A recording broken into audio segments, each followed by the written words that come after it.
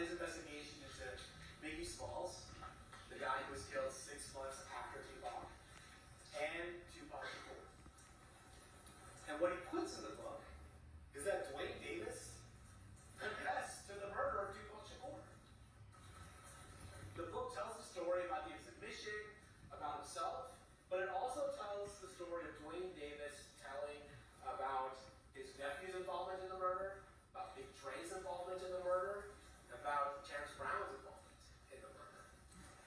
And this is a problem for Dwayne Davis, because that meeting was supposed to be secret. And now his cooperation with federal authorities is open to the world. Not only that, Greg Kading is now profiting off Dwayne Davis's life story.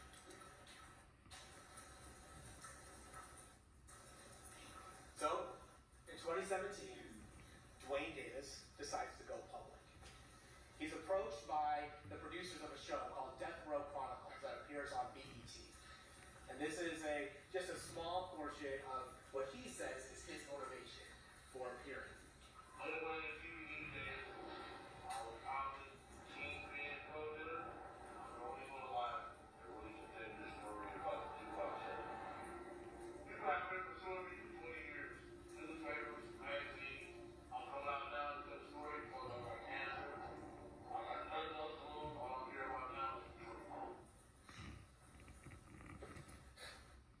Dwayne Davis says, all I want to do now is tell the truth. And in the 2017 public interview, he's a little